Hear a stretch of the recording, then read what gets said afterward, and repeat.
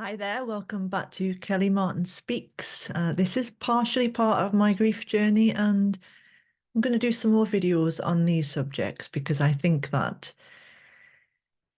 grief can affect us in so many different ways, but it also sometimes has to do with our own programming, and it's not always to do with just the loss.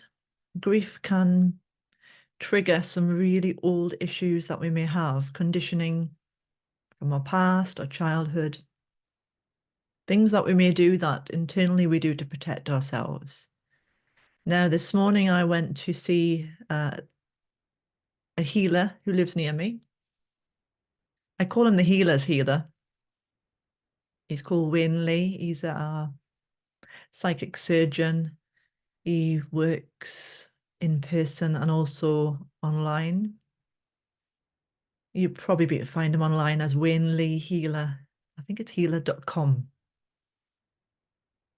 He works very differently and it's really, really helpful.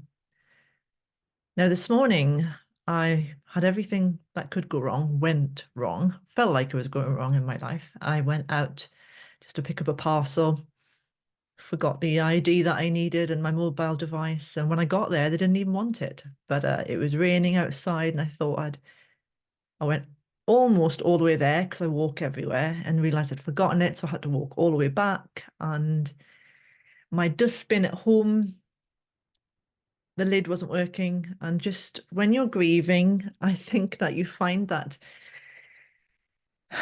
little things get to you, especially when you're overwhelmed. It's the same when you're depressed. Depression is part of grief as well.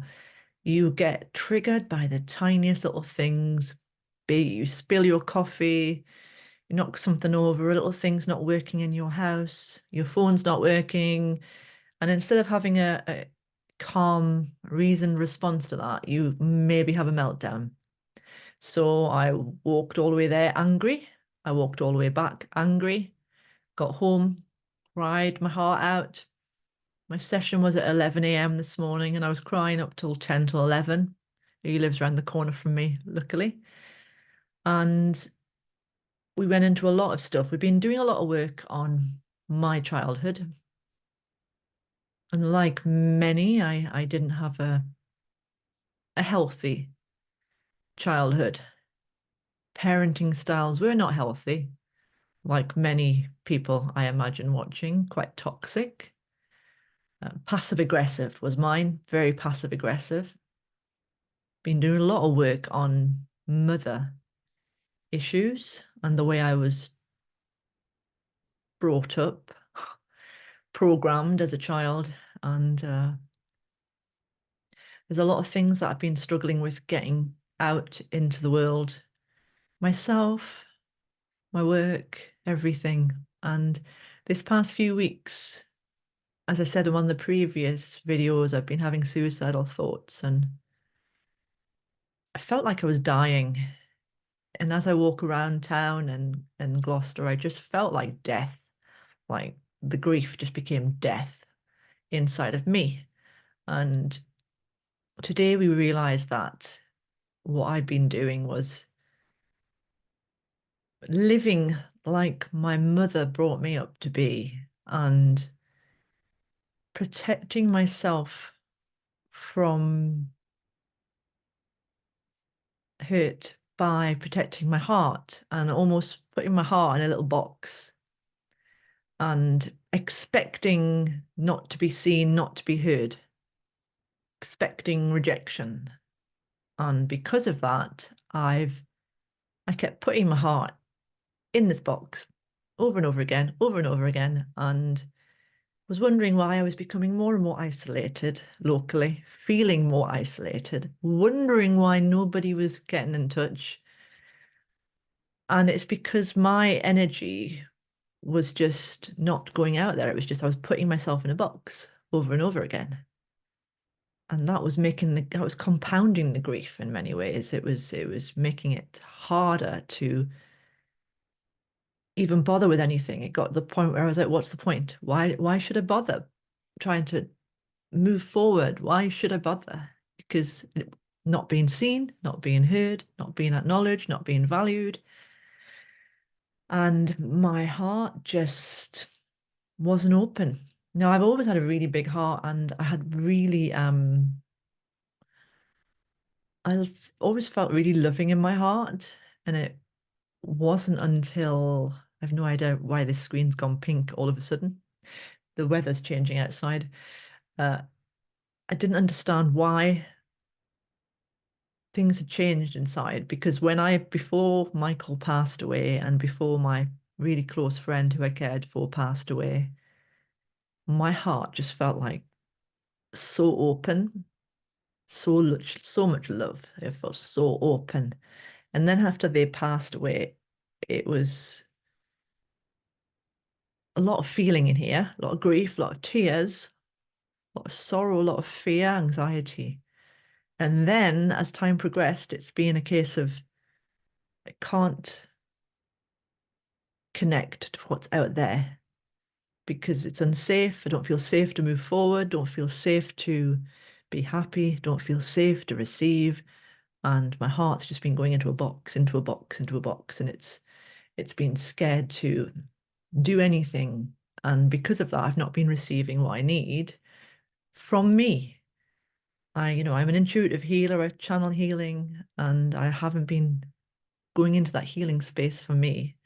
So I was given homework today to, whenever I feel struggle, to get into my heart space, my healing space, and allow myself to sit in that space of my heart and to start opening up that heart and not be boxing it off, because the actual trying to, I guess, in a way, protect myself, I've been creating isolation, creating distance, creating walls, creating barriers to my receiving and my connections to the world through need to protect myself. And I was taught that growing up. I was taught that you can't rely on anybody. You can only rely on yourself. I was taught that people will be envious when you put yourself out into the world, because my mother has always been envious of me and everybody else. And I learnt that my mother wants me, she has my sister on a pedestal really up here because she sees her as above her because she's very wealthy, not very wealthy, but she's very abundant, successful. And she's got me down here and always has done. And she wants to keep me down here.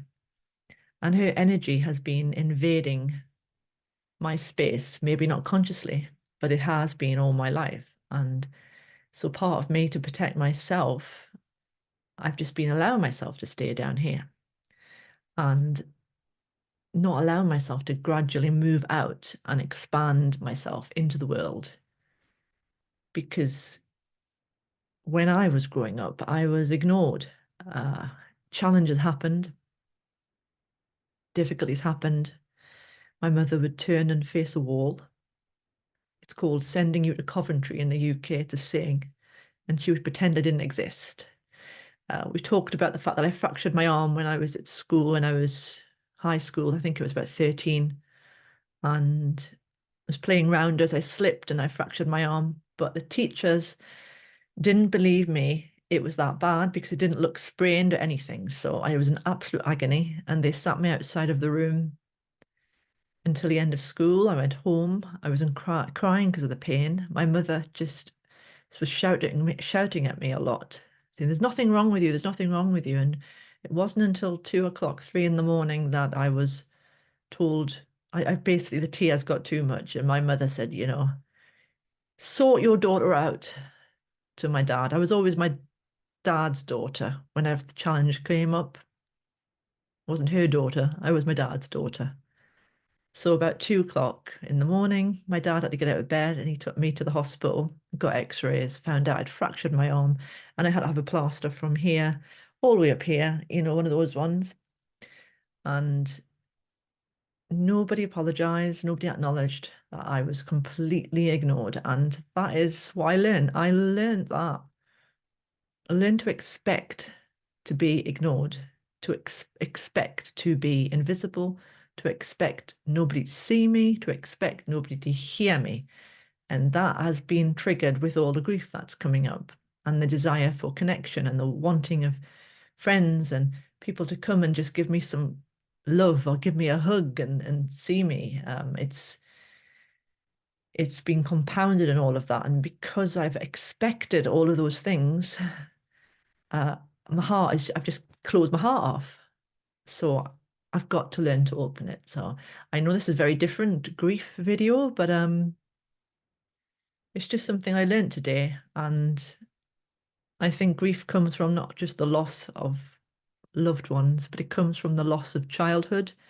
Maybe the childhood we wanted and we never got, the parents that we wanted and we never got. Um, People might say, forgive your parents. Well, you can only forgive them as much as you can forgive yourself. And there's nothing to forgive, really. I mean, they're being who they were meant to be as far as they wanted to be. They weren't prepared to change. If you're listening to this, you're prepared to change. And I want to change. I want to move forward. And I don't want to carry these patterns forward. And I don't want grief to compound this old pattern, this old conditioning. I want to move forward. I want to be able to receive opportunities, abundance, ideas, love. I want to be able to open to that in the future. But for now, I've got to allow my heart to open up to me. So if you're grieving right now, you'll be able to feel inside of your heart whether you're actually opened your heart to yourself. You might think you're opening your heart because you're crying a lot. I thought I was. But if you're not feeling like you're holding a space for yourself, then it's not necessarily that you're holding yourself in a way that you need to, or opening your heart to let the light back in. You can get locked in that and everything can feel like darkness. And it does feel like death. So even as you're crying, you're angry, things are working, not working, you feel like you're struggling, just take a moment just to feel that love in your heart for yourself and to know that you are worthy and deserving of that. You are worthy and deserving of seeing the pain you're in, hearing what needs to be heard, and allowing others to see and hear you too when you're in that space. It's so easy to close ourselves off when we're grieving. And it's not a case of, it can get you can feel angry when you feel like people aren't there. But if we are not there for this grief, for this pain, for this resistance, if we are not there for ourselves, then other people can't be. The forward movement can't happen. So that's my homework. Maybe it's yours too. So thank you for watching another episode of Kelly Martin Speaks. I think this is my third video on the grief journey. And I'm not crying today. It's probably because I've just cried for the past hour and a half in my session.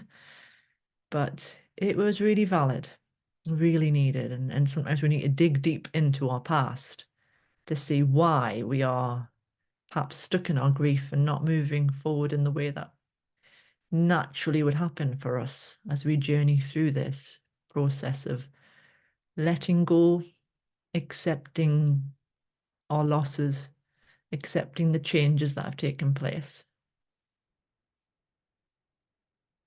and to accept the changes that are coming as well and what we need to do. So, thank you for listening. Take care and be in your heart. My love to you.